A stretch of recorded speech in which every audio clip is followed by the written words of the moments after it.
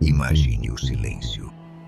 Apenas vento frio e uma linha infinita de montanhas. Lá onde o mapa se dissolve em neve e areia, terminava o mundo conhecido. E, no entanto, houve homens que continuaram caminhando. Os nativos a chamavam de Chile, nome que os espanhóis adotaram para designar aquelas terras do fim do mundo. Um território selvagem de vulcões, desertos e vales que pareciam forjados pela mão de Deus. Em 1535, Diego de Almagro, veterano de 1000 terras, olhou para o sul e acreditou que lá o seu destino o esperava. Ele levava consigo sangue, pólvora e uma promessa: encontrar outro Peru. Ele cruzou desertos onde os cavalos morriam, atravessou cordilheiras onde o frio matava antes da espada. E quando finalmente viu o vale de Copiapó, entendeu que havia chegado ao inferno mais belo do mundo. Mas onde Almagro viu desolação, outro homem viu futuro. Pedro de Valdívia, soldado sem fortuna nem nome, desceu pelas mesmas rotas com uma fé que não conhecia rendição. Um a descobriu, o outro afundou. E entre ambos nasceu uma história escrita com fome, fogo e aço. A história de como Castela estendeu sua voz até o fim do mundo. E ali encontrou resistência, sacrifício e glória.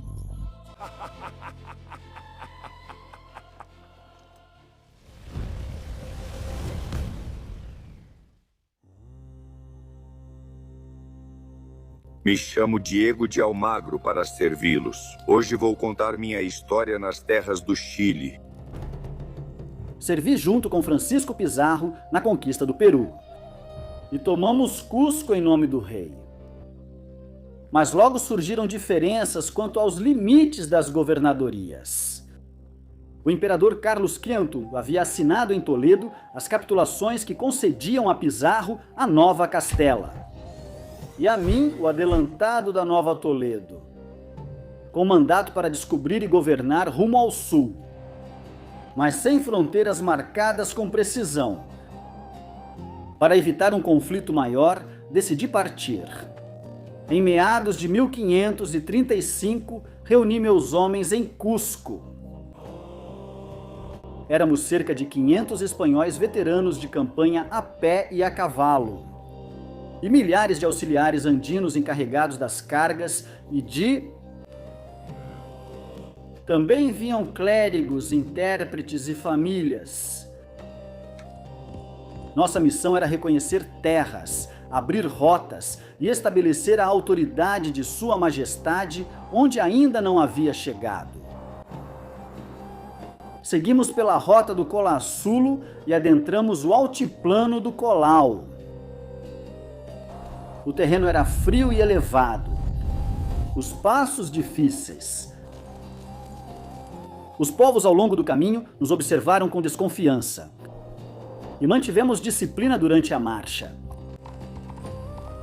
Meu objetivo era determinar o alcance real de Nova Toledo e encontrar lugares adequados para povoar e sustentar os nossos. Sabia que o sul era incerto e não havia mapa confiável. Eu sabia que se eu não avançasse, outros reivindicariam essa cidade.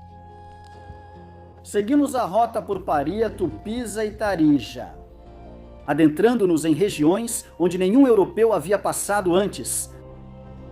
A altitude castigava sem descanso.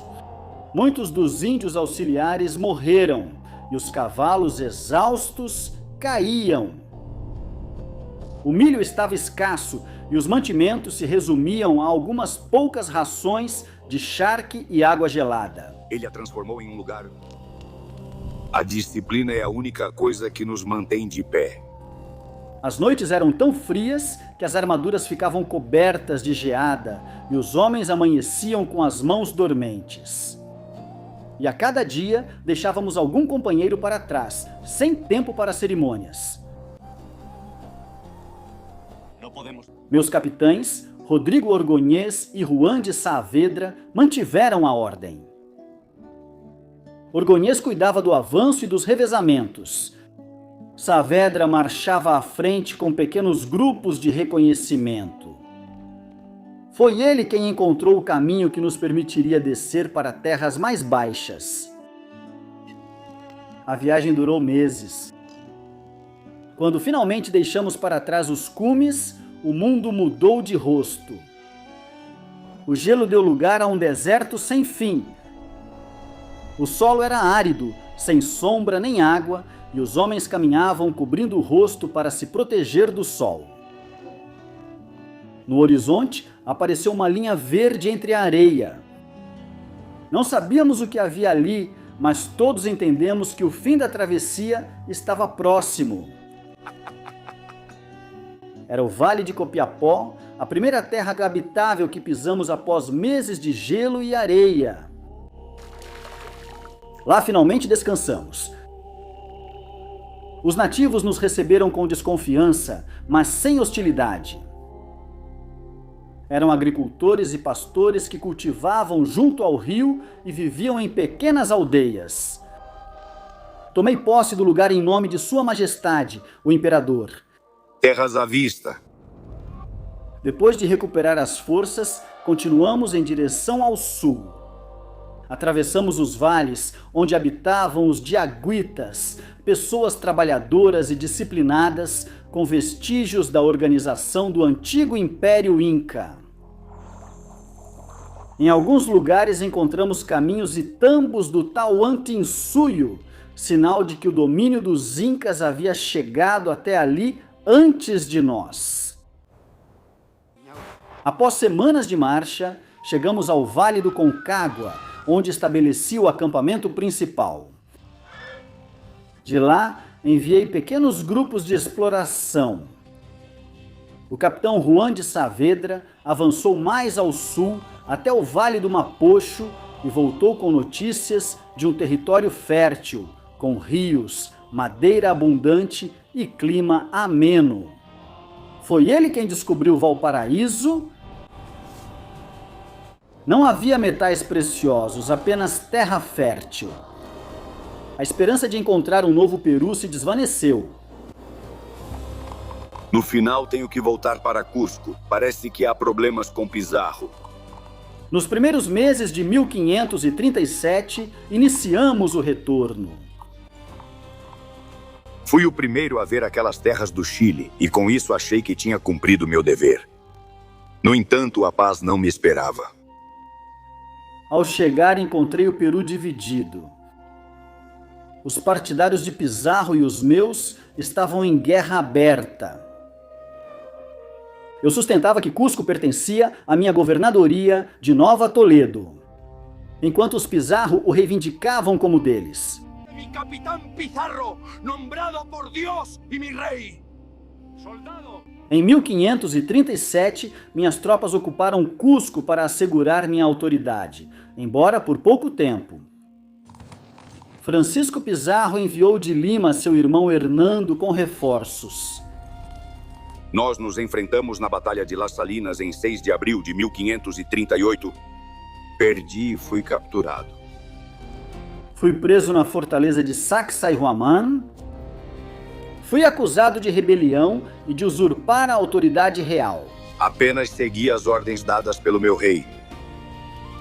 No dia 8 de julho do mesmo ano, recebi os sacramentos e recomendei minha alma a Deus. Date de esta alma pecadora. En tus manos, Señor, encomiendo mi espíritu. Fui executado pelo garrote vil. Dizem que meu filho jurou vingar-me e anos depois cumpriu sua palavra ao matar Francisco Pizarro em Lima. Eu não conquistei o Chile. Eu o descobri. E embora a história lembre de outros, minha marca foi a primeira. A Espanha havia chegado até o fim do mundo e ali, no limite do conhecido, deixei minha vida e meu nome. Pedro de Valdívia é o meu nome. Agora vou contar para vocês sobre minha passagem pelas terras do Chile. Não vi derrota no caminho de Almagro. Vi uma promessa. Ele abriu o caminho. Eu devia fazê-la criar raízes. Eu não tinha fortuna nem brasões. Eu era um soldado da Extremadura, forjado em campanhas na Itália e chamado para servir onde fosse necessário. Em 1531, recebi de Francisco Pizarro a licença e a comissão para ir ao Chile como seu tenente-governador. Com essa autorização, parti de Cusco em 1540. Éramos pouco mais de uma dezena de espanhóis, com auxiliares lianaconas e gado menor. Veio comigo Inês de Soares, cujo ânimo firme foi massa e escudo nos dias difíceis. Cruzamos o deserto com passo medido. Aprendemos com a marcha de Almagro e viajamos com menos peso e mais ordem. Quando entramos no Vale do Mapocho, soube que aquela terra podia sustentar uma cidade. Água, várzeas, montes guardiões, um centro natural para caminhos futuros. Ali ordenei levantar a paliçada, plantar a cruz e fincar os estandartes reais. Em 12 de fevereiro de 1541, fundei Santiago do Novo Extremo, em homenagem ao apóstolo que guia a Espanha. Mas, meu senhor, somos muito poucos para manter e fazer crescer esta nobre cidade. A perseverança basta para nós. Uma cidade se ergue com poucas mãos e muita vontade. Distribuímos os lotes, abrimos canais de irrigação, organizamos guardas e cavalaria. Em cada tarefa, eu repetia a lição. Sem ordem não há permanência, sem permanência não há reino. Eu sabia que o verdadeiro trabalho começava naquele dia. O Chile não entrega seus frutos à pressa. Exige trabalho longo, vigilância, paciência e fé. Mas eu tinha vindo para fundar, não para vagar. Por isso, estabeleci minha casa junto ao traçado e jurei sustentá-lo com tudo o que é de um capitão. A espada, a palavra e o exemplo. Fundar uma cidade é um ato, mantê-la uma vontade. Apenas tinham se passado meses desde que traçamos Santiago do Novo Extremo. Então correu a notícia. Michimalonco reunia um grande contingente de picunches decidido a apagar nossa presença do vale. Era setembro de 1541, quando o horizonte se tornou fumaça. As defesas! Eu estava em campanha nas proximidades, deixando na praça uma pequena guarnição e à frente, aqueles em quem confiava a minha vida. Entre eles, Inês de Soares, cujo ânimo se tornou uma muralha. O ataque foi violento. A paliçada rangeu e muitas casas pegaram fogo, mas ninguém cedeu. Inês organizou os feridos, distribuiu água e pólvora e ordenou a execução dos caciques prisioneiros para quebrar a determinação dos atacantes. A medida, embora dura, surtiu efeito. O ímpeto inimigo foi quebrado e a defesa ganhou fôlego. Quando entrei novamente na cidade, vi cinzas onde antes havia um lar. Mas Santiago continuava de pé. Os vizinhos me olharam esperando a ordem e pronunciei a única que corresponde a uma obra da Espanha. Aqui a gente não abandona. Reconstruímos das cinzas. Somos espanhóis. Tenham isso em mente. Puxem juntos! Reparamos a paliçada, abrimos novos canais de irrigação, protegemos os depósitos e mantivemos guardas. A cidade renasceu com disciplina de campanha. Onde muitos teriam visto um fim, a Espanha viu o começo de uma era. A serviço do rei e para o bem do império. Alguns anos depois, chegou a rebelião de Lautaro. Foi ali que encontrei meu fim. Mas, como costumamos dizer por aqui, essa é outra história que será contada mais adiante. Obrigado por assistir. Um abraço da História Hispana.